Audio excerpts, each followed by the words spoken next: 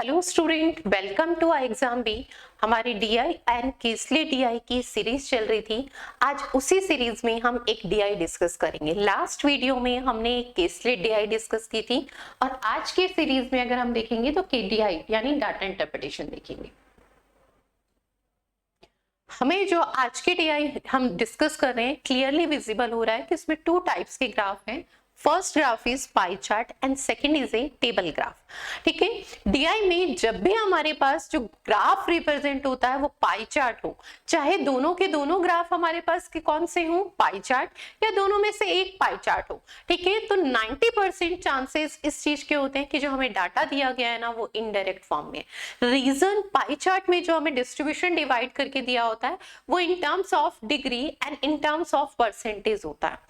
ठीक है, और परसेंटेज के फॉर्म में डाटा कहीं ना कहीं डिफाइन किया है तो वो डायरेक्ट फॉर्म में ना होके इनडायरेक्ट फॉर्म में होगा, और डिग्री के टर्म्स में दिया है तब भी वो इनडायरेक्ट फॉर्म में ही डाटा होगा, यानी हमें उसे डायरेक्ट फॉर्म में कन्वर्ट करना होगा।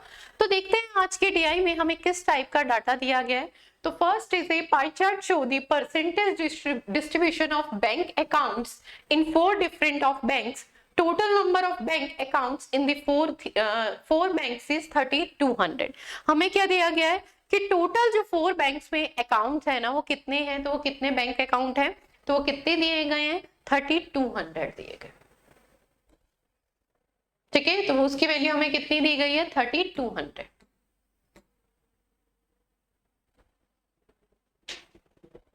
नेक्स्ट हमें क्या दिया गया है, तो नेक्स्ट हमें बताया गया है The table graph show number of 2 types of accounts, saving accounts and current account। हमारे बैंक में 2 टाइप्स के अकाउंट्स होते हैं ना मेन, तो ठीक है, सेविंग अकाउंट होता है एंड करंट अकाउंट। तो जो डिस्ट्रीब्यूशन डिवाइड किया गया है टेबल में, ठीक है, तो वो रेशियो दिया गया है 4 डिफरेंट बैंक के रिस्पेक्ट में कि बैंक ए में, ठीक है, saving accounts and current account में रेशियो डिफाइन किया गया। ऐसे ही 4 डिफरेंट बैंक के रिस्पेक्ट में यहाँ पे हमें क्या है saving accounts and current accounts के रिस्पेक्ट में रेशियो रिप्रेजेंट हो रहा है। तो कहीं ना कहीं टेबल फॉर्म में भी जो डाटा रिप्रेजेंट है ना वो इनडायरेक्ट फॉर्म में है। अगर सपोज फॉर एग्जांपल मैं कहती हूँ कि बैंक ए में करंट अकाउंट कितने हैं या उस वैल्यू को मैं किसी भी क्वेश्चन में यूज कर रही हूँ, तो कहीं ना कहीं सबसे पहले मुझे क्या हुआ टोटल से क्या फाइंड करना पड़ेगा, जो 4 डिफरेंट मतलब 4 बैंक है ए बी सी डी, सब में जो टोटल बैंक अकाउंट है वो फाइंड करने होंगे। देन उसमें से सपोज हमारे पास बैंक ए के टोटल बैंक अकाउंट आ जाएंगे जो भी फॉर एग्जांपल 600 आए, ठीक है, उसमें हमारे को saving accounts and current accounts में क्या दिया है रेशियो दिया है। तो यहां से 600 में से हम क्या है जो सेविंग्स अकाउंट होंगे वो फाइंड कर लेंगे और जो करंट होंगे वो। अब मेन चीज ये तो क्लियर हो गई कि हमारे पास जो डीआई गिवन है उसमें 2 टाइप्स के ग्राफ हैं और दोनों ग्राफ में जो डाटा रिप्रेजेंट हो रहा है ना वो इनडायरेक्ट फॉर्म में है, डायरेक्ट फॉर्म में नहीं है। अब मेन चैलेंज हमें ये डिसाइड करना कि इस डाटा को पहले डायरेक्ट फॉर्म में कन्वर्ट करें या क्वेश्चन में डायरेक्टली हम इसे डायरेक्ट फॉर्म में कन्वर्ट करें। तो ये कैसे डिसाइड होगा, ये हमेशा हमारे क्वेश्चंस को रीड करके डिसाइड होता है। तो देखते हैं हमारे फर्स्ट किस टाइप के क्वेश्चन है और हमें पहले डाटा को डायरेक्ट फॉर्म में यानी एक टेबल फॉर्म में कन्वर्ट करेंगे तो क्या होगा हमारे पास फर्स्ट कॉलम क्या डिफाइन करेगा बैंक के नेम को, सेकंड कॉलम क्या डिफाइन करेगा टोटल बैंक अकाउंट, ठीक है, जो हम फर्स्ट पाई चार्ट से फाइंड करेंगे। सेकंड कॉलम के थर्ड कॉलम किसको डिफाइन करेगा, तो third column number of saving account, ठीक है, 4 डिफरेंट बैंक के रिस्पेक्ट में, और फोर्थ कॉलम किसको डिफाइन करेगा करंट अकाउंट को। तो ये सारी वैल्यू हमें कैलकुलेट करनी होगी, पर इस वैल्यू को कैलकुलेट करने की बजाय हमें क्वेश्चंस को रीड करके पहले ये डिसाइड करना है कि पहले हमें इन वैल्यू को कैलकुलेट करने की रिक्वायरमेंट है या हम क्वेश्चंस में डायरेक्टली कैलकुलेट कर सकते हैं। ठीक है, तो एक नजर हल्की सी डालते हैं हम अपने क्वेश्चंस पे। फर्स्ट क्वेश्चन क्या है, find the ratio of number of account in bank B and the total number of account current account in bank D. देखिए जब भी रेशियो का क्वेश्चन होता है ना तो कोशिश कीजिए हम डायरेक्ट वहां पे वैल्यू कैलकुलेट करें तो हमारे लिए कैलकुलेशन इजी होती है। तो यानी फर्स्ट क्वेश्चन से तो क्लियर हुआ ऐसी कोई रिक्वायरमेंट नहीं है डाटा को डायरेक्ट फॉर्म में कन्वर्ट करने की। सेकंड अगर हम देखें find the average of saving account in bank A and C, तो इसमें भी ऐसा कोई मतलब टोटल अकाउंट के रिस्पेक्ट में पूछा है, उसका सब पार्ट नहीं बोला, तो ऐसी कोई खास रिक्वायरमेंट नहीं है हमें कन्वर्ट करने की। ठीक है, नेक्स्ट हमें क्या कर दिया है number of current account in bank E is 25% comparison दिया है, ठीक है। तो यहाँ पर भी ऐसी कोई रिक्वायरमेंट नहीं है, बहुत ज्यादा वैल्यू यूज नहीं की है, ठीक है। नेक्स्ट है difference between the total number of bank account in bank A and be together and the number of current account. इस क्वेश्चन के लिए देखिए रिक्वायरमेंट है डाटा की हमें फर्स्टली, पर अगर हम वैसे कंपैरिजन करें ना कि हमारे सारे क्वेश्चंस में मोस्टली डाटा यूज हो रहा है, तो हमें सबसे पहले क्या रहता है, हमारे लिए बेस्ट ऑप्शन ये रहता है कि हम उसे डायरेक्ट फॉर्म में कन्वर्ट कर लें। पर अगर हमारा 50% से कम डाटा हमारे क्वेश्चंस में यूज हो रहा है, तो हमारे को कभी भी रिक्वायरमेंट नहीं होती कि पहले हम डाटा कन्वर्ट करें देन हम क्वेश्चन सॉल्व करें। हमें ये चीज समझनी है कि अगर हम जो टेबल फॉर्म में क्रिएट करेंगे, जाहिर सी बात है 4 कॉलम बनेंगे, तो माइंड में सेट है, ठीक है। यानी हम 12 वैल्यूज को कैलकुलेट करेंगे कैलकुलेशन के बाद, ठीक है। वही हम अगर देखें कि वो जो 12 कैलकुलेशन हमें टेबल फॉर्म में कन्वर्ट करने के लिए करनी पड़ रही है, उतनी कैलकुलेशन की रिक्वायरमेंट क्या हमारे क्वेश्चंस में है, उन वैल्यूज की रिक्वायरमेंट है। तो अब तक जो हमने क्वेश्चन रीड करे ना, बहुत ज्यादा वैल्यू यूज नहीं की गई। सपोज हमसे ये पूछा जाता, ठीक है, कि करंट अकाउंट जो 4 डिफरेंट बैंक्स में है उनका एवरेज फाइंड करना, तो हमें सबके बैंक के अकाउंट करंट अकाउंट की वैल्यू चाहिए होती है और फिर हम एवरेज फाइंड कर पाते, ठीक है। तो यहाँ ना कहीं हमें अगर हम देखें तो एक पूरा कंप्लीट कॉलम में जो वैल्यू है, यानी 4 वैल्यूज कैलकुलेशन में हमें एक ही क्वेश्चन में रिक्वायरमेंट विजिबल होती। तो यानी कहने का मतलब यहाँ पर ये है कि अगर हमारे क्वेश्चंस में हम जो टेबल फॉर्म में डाटा कन्वर्ट कर रहे हैं ना, उसमें जितनी नंबर्स ऑफ वैल्यू कैलकुलेट हो रही है वो एक ऑब्जर्वेशन होती है, देखते ही पता चल जाती है, ऐसा नहीं कि उसे हमें कैलकुलेट करना पड़ता है। अगर 50% से अबव हमारी क्या है क्वेश्चंस में वैल्यू यूज हो रही है, तो हम टेबल फॉर्म में यानी वैल्यू को डायरेक्ट फॉर्म में कन्वर्ट करेंगे, नहीं तो नहीं करेंगे, ठीक है। अब अगर हम अब तक हमने जो क्वेश्चंस रीड करे उसमें ऐसी कोई रिक्वायरमेंट नहीं थी। नेक्स्ट में भी कंपैरिजन है, तो ऐसी कोई रिक्वायरमेंट नहीं है। ये बात क्लियर हुई, ठीक है। इसमें हम डायरेक्ट वैल्यू पुट करके ना डायरेक्टली फाइंड कर सकते हैं, वो कैलकुलेशन हमारे लिए ज्यादा इजी होगी। तो चलिए हम अब इस क्वेश्चन हमने इस डीआई में क्या समझा है कि हमें इस डीआई में जो डाटा दिया था ना, उसके अकॉर्डिंग हमें पहले से डाटा को डायरेक्ट फॉर्म में कन्वर्ट करने की रिक्वायरमेंट नहीं थी। इस डीआई में हमने सबसे इंपॉर्टेंट ये समझा, ठीक है। तो अब देखते हैं इसी के बिहाफ पे क्वेश्चंस और उसमें कैसे हम डाटा कन्वर्ट करें। तो देखिए फर्स्ट क्वेश्चन है, find the ratio of number of account in bank B and total number of current account in bank D. देखिए बैंक बी के साथ कोई अकाउंट का नेम नहीं दिया, यानी बैंक बी के टोटल अकाउंट चाहिए। ये बात तो क्लियर हो गई ना, ठीक है। तो अगर हम देखें तो टोटल है 3200 और बैंक बी में अगर मैं उसका कहूं तो 20% रेशियो है, ठीक है। बैंक बी के जो टोटल बैंक अकाउंट है वो टोटल का कितना है 20%। तो ये बैंक बी के लिए हो गया हमारे पास।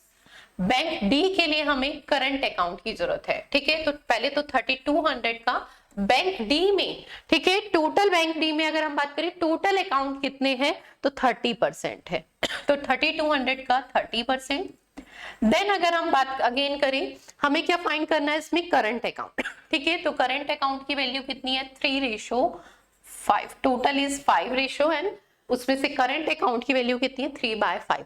सिंप्लीफाई कर लेते हैं, 3200 से 3200 से 100 कैंसिल आउट, ठीक है, 0 से 0 कैंसिल आउट, ठीक है। ये 5 इधर मल्टीप्लाई में आ जाएगा, 10 हो जाएगा, 3 into 3 यानी 9। कितना आ गया 10:9।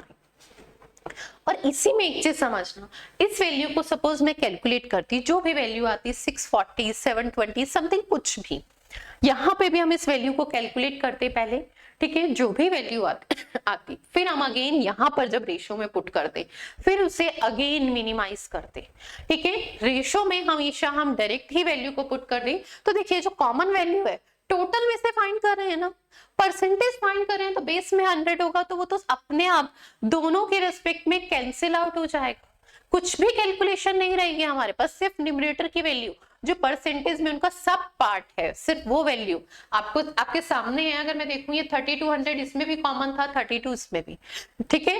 100 और 100 बेस कैंसिल आउट, ठीक है। तो कुछ वैल्यूज तो हमेशा कैंसिल आउट हो जाएगी, कुछ वैल्यू ही रह जाएगी और उसे हम मिनिमाइज इजीली कर सकते हैं, कैलकुलेट इजीली कर सकते हैं, ठीक है। तो जब भी आपके पास कोई रेशियो का क्वेश्चन हो तो ये माइंड में क्लियर हो जाना चाहिए कि रेशियो के क्वेश्चन में हमेशा वैल्यू पुट करके हम डायरेक्टली रेशियो फाइंड करें तो वो इजी होता है। चलिए नेक्स्ट क्वेश्चन देखते हैं। नेक्स्ट क्वेश्चन है find the average number of saving account in bank A and bank C together. हमें सेविंग अकाउंट बताना है बैंक ए एंड सी के रिस्पेक्ट में और उनकी एवरेज फाइंड करनी। तो ये बात तो क्लियर है, एवरेज के लिए 2 बैंक्स के रिस्पेक्ट में डिवाइडेड बाय 2 होगा। बैंक ए की बात करती हूँ, टोटल इज 3200। सबसे पहले तो हमें ये फाइंड करना है बैंक ए में कितने हैं, तो 35%।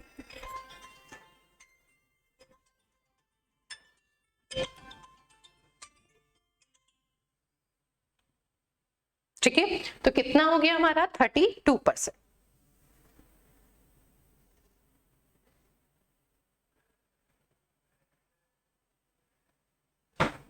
चलिए ठीक है, कितना हो गया 35% बैंक ए के रेस्पेक्ट में। फिर अगर हम देखें उसमें से हमें क्या फाइंड करना है, तो उसमें से हमें सेविंग अकाउंट फाइंड करना है। ठीक है, तो सेविंग अकाउंट बैंक ए में कितना रेशियो है 7 और टोटल रेशियो कितना है 10।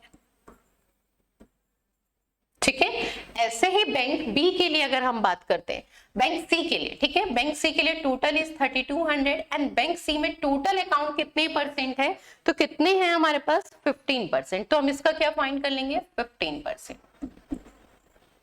ठीक है, अगेन अगर हम कहें तो बैंक सी में भी हमें क्या फाइंड करनी है सेविंग अकाउंट, और उसकी वैल्यू हमारे पास कितनी है 5/12।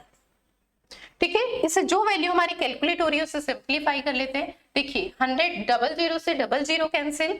ठीक है, 3 से मिनिमाइज करूंगी 5 एंड 3 से मिनिमाइज करूंगी 4 से मिनिमाइज करूंगी तो ये वैल्यू हमारे पास कितनी आ जाएगी 8। ठीक है, 8 से 5 की मल्टीप्लाई 40 की 5 से मल्टीप्लाई तो ये वैल्यू कितनी आ गई 200। क्लियर है। नेक्स्ट अगर हम बात करें तो 00 से 00 कैंसिल। ठीक है, अगेन अगर हम बात करें 5 से मिनिमाइज करते हैं 7 टाइम्स, 5 से मिनिमाइज 2 टाइम, 2 से 32 16। लास्ट कैलकुलेशन हमारी क्या रही 16 इंटू में 7 इंटू 7। ठीक है, अब यहां पर अगर मैं देखूं 7 इंटू 7 डायरेक्टली मैं लिख सकती हूँ 49। कैलकुलेशन का पॉइंट समझना, 7 इंटू 7 को मैं 49 लिख सकती हूँ डायरेक्टली।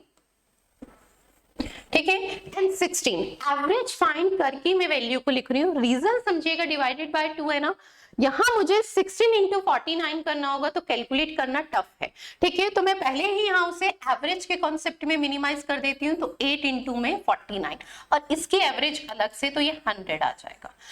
49 की 8 से मल्टीप्लाई करनी है, 50 की 8 से करेंगे तो 400 आएगा और उसमें से 8 कम कर देंगे तो कितना आएगा 392 आएगा।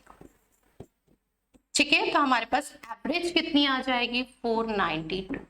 हमें कैलकुलेशन ब्रेक करके करनी है, जितनी ब्रेक कर सकते हैं। हमारे पास यहाँ पर कैलकुलेशन जो लास्ट बन रही थी वो ये थी 16 इंटू में 49 और 16 इंटू 49 कैलकुलेट करने में हम क्यों टाइम वेस्ट करें, हमें एवरेज फाइंड करना है, अपॉन में डिवाइड है ना, प्लस में 200 था। अब आप कहेंगे कि मैंने 2 डिवाइडेड बाय 2 को दोनों की टर्म्स में अलग अलग डिवाइड करके लिख दिया, 200 अपॉन में 2 एंड 16 अपॉन में 49 अपॉन में 2 और डायरेक्टली मैंने मिनिमाइज कर दिया 8 इंटू 49 और उस कैलकुलेशन को माइंड में किया। ठीक है, आपको ये छोटे छोटे से पॉइंट ही समझने कि हम कैलकुलेशन को कैसे मिनिमाइज करें। ठीक है, कौन सा स्टेप हम स्किप कर सकते हैं कैलकुलेशन में, हमें यही सबसे इंपॉर्टेंट समझना है। ठीक है, तो चलिए हमारे पास कितना आ गया, कितनी आ गई एवरेज 492। चलिए नेक्स्ट क्वेश्चन देखते हैं। The number of current account in bank E is 125% more than the bank B. ठीक है, इफ हमें क्या बताया गया है कि जो करंट अकाउंट है ना बैंक ई में, ठीक है, वो क्या है बैंक बी से, बैंक बी के रेस्पेक्ट में बोला, उसके करंट अकाउंट ही नहीं, तो यानी बैंक बी में जो अकाउंट है ना उससे 25% मोर है। तो सबसे पहले अगर हम देखें तो कितने करंट अकाउंट है बैंक ई में। ठीक है, बैंक ई में हम क्या फाइंड करेंगे करंट अकाउंट, तो टोटल इज 3200। ठीक है, उसमें से बैंक बी का अगर हम कहें तो 20% रेट, परसेंटेज के अकॉर्डिंग कितना है 20%। ये बैंक बी के हमारे पास टोटल अकाउंट आ गए 3200 का 20%। अब हमें बैंक ई के करंट अकाउंट फाइंड करने हैं, उससे 25% मोर है, यानी कितना है 125%। ठीक है, ये 1/5 होता है। ठीक है, 5 से मिनिमाइज करूंगी तो 25 आता है। ठीक है, 00 से 00 कैंसिल। लास्ट कैलकुलेशन आपकी बन रही है 32 इंटू में 25, 25 की 4 से मल्टीप्लाई करते हैं ना तो 100 बनता है, ये 32 है। 4 का कितना मल्टीपल 8, तो कितना आएगा 800। क्लियर है? कैलकुलेशन 25 की मल्टीप्लाई हो, 4 का मल्टीपल हो तो डायरेक्टली हम कर सकते हैं। 32 4 का कितना मल्टीपल है 8, तो यानी 100 बनेंगे 8, यानी 800। क्लियर है? तो कितना आ गया बैंक ई में करंट अकाउंट कितने आ गए 800। नेक्स्ट हमें क्या दिया है, बैंक ई में टोटल अकाउंट्स कितने हैं, तो टोटल अकाउंट कितने हैं, तो वो हमें दिए 1200। अब हमें सेविंग अकाउंट पूछा है, ठीक है, बैंक ई में, तो वो कितने होंगे, जाहिर सी बात है, तो वो कितने होंगे आपके पास, टोटल में से ये सब्ट्रैक्ट कर देंगे तो कितने आ जाएंगे 400। ठीक है, क्या आंसर आएगा 400, ऑप्शन नंबर 5 है। चलिए नेक्स्ट क्वेश्चन देखते हैं। नेक्स्ट क्वेश्चन है find the difference between total number of bank account in bank A and be together and the number of current account in bank D. हमें क्या बताना है, डिफरेंस बताना है। ठीक है, total number of bank account चाहिए ए एंड डी, बी का, तो ये सबसे अच्छा ऑप्शन बताए क्या है, हम ए और डी की टोटल परसेंटेज ले ले 55%। ठीक है, 3200 का हमें कितना फाइंड करना है 55%। ठीक है, 5% की वैल्यू अगर मैं कहूं 10% 3200 का तो कितना होगा 320। 3200 टोटल नंबर ऑफ, हमारे पास क्या टोटल नंबर ऑफ अकाउंट्स है, bank account in 4 different bank में। ठीक है, तो हमें इसका 10% फाइंड करना है 3200 का, तो एक जीरो रिमूव कर देंगे तो कितना आता है 320। यही मुझे इसका 5% फाइंड करना है तो हाफ कर दूंगी 160। ठीक है, 55% फाइंड करना है, क्यों, क्योंकि बैंक ए और बी में टोटल का कितने परसेंट है 35% बैंक ए में है अकाउंट्स एंड 20% बैंक बी में है, तो टोटल अगर मैं कहूं तो कितना है 55%। कि 5% का कितना मल्टीपल है 11, तो 160 की मैं किससे मल्टीप्लाई कर दूं 11 से, तो आपके पास क्या आ जाएंगे डायरेक्टली। ठीक है, हमें क्या है, ये कैलकुलेशन नहीं करनी पड़ेगी 3200 में। ठीक है, 55% अपॉन में 100, ये कैलकुलेशन करने की बजाय हमें माइंड में कैलकुलेशन करनी है। 160 की 11 से मल्टीप्लाई 1 अगर हम कहें तो 1600 तो हुआ, और उसमें क्या ऐड हो गया 160, तो कितना आ गया डायरेक्टली 1760। यानी बैंक ए और बी में जो टोटल अकाउंट है, ठीक है, वो कितने हैं टोटल, तो 1760। ठीक है, अब हमें डिफरेंस बताना है किसके रिस्पेक्ट में, करंट अकाउंट फाइंड करने हैं बैंक डी के। तो सबसे पहले हम वो करते हैं, बैंक डी के करंट अकाउंट। ठीक है, वो कितना होगा 3200 का, डी का कितना है 30%, और डी में अगर हम करंट अकाउंट की बात करें तो करंट अकाउंट कितना है हमारे पास 3 रेशियो की फॉर्म में 3/5।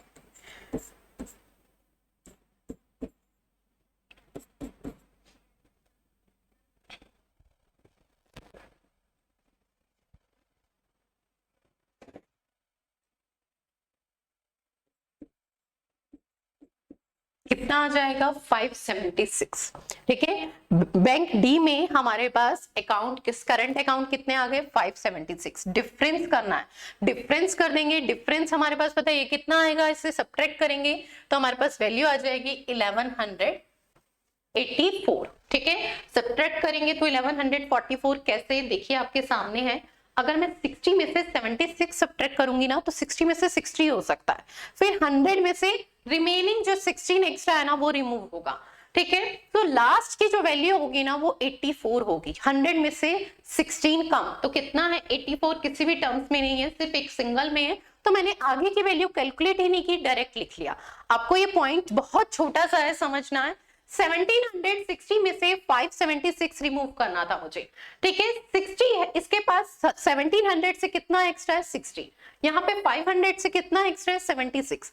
60 में से 76 सब्ट्रैक्ट नहीं हो सकता, 60 में से 60 ही हो सकता है, उससे रिमेनिंग जो वैल्यू रह जाएगी ना वो नेक्स्ट 100 में से होगी, 100 में से होगी, जाहिर सी बात है। तो 100 में से जब मैं 16 सब्ट्रैक्ट करूंगी तो लास्ट टर्म 84 आनी चाहिए। ठीक है, और 84 हमारे पास सिर्फ ऑप्शन नंबर ए में थी। ठीक है, तो आगे की वैल्यू सब्ट्रैक्ट नहीं भी करें, हमारा टाइम सेव होगा। कैलकुलेशन के बहुत छोटे छोटे से पॉइंट्स है जो हमें समझने हैं। ठीक है, चलिए नेक्स्ट क्वेश्चन देखते हैं। तो नेक्स्ट क्वेश्चन है total number of accounts in bank B. ठीक है, बैंक बी में अभी हमने फाइंड किया था टोटल नंबर ऑफ अकाउंट्स के, तो कितने आए थे 640। वैसे भी अगर हम देखें ना 20% है। ठीक है, 10% अभी मैंने कहा था 320, तो 20% की वैल्यू कितनी हो जाएगी 640। ठीक है, टोटल अकाउंट हमारे पास कितने हैं 640। अब नेक्स्ट क्या कहा है, the number of savings account in bank B and D. B और डी में सेविंग्स अकाउंट। ठीक है, तो सबसे मेन चीज हम बी और डी के सेविंग्स अकाउंट फाइंड कर लेते हैं। तो 640 का हमें 6 सेविंग्स अकाउंट फाइंड करना है बैंक बी में। तो कितना है हमारे पास सेविंग्स की वैल्यू 7/60, तो ये 280 आ जाएगा। ठीक है, बैंक डी में बात करते हैं, तो डी में 30% है। ठीक है, 30% हमारे पास डायरेक्टली मैं बताती हूँ वैल्यू कितनी आएगी 960। कैसे, 10% इज 320, तो 30% इज 960। ठीक है, 320 का 3 मल्टीपल 300 का 920 का 60, डायरेक्टली लिख रही हूँ मैं वैल्यू। ठीक है, इसका हमें फाइंड करना है सेविंग्स अकाउंट बैंक डी में, तो 2/5। 1 की वैल्यू 192, 2 की वैल्यू 192 की 2 से मल्टीप्लाई करनी है, 200 की 2 से कर दीजिए। ठीक है, 400 में से कितना कम, 8 and 8 16 कम कर दीजिए, तो कितना आएगा 384 आ जाएगा। ठीक है, तो हमारे पास ये वैल्यू कितनी आ जाएगी 384। ठीक है, और 640 इनटू में 100 था ना। अब इस कैलकुलेशन को मैं यहाँ पे लिख देती हूँ 640। ठीक है, और ये वैल्यू हमारी बन जाएगी 684, सॉरी 664।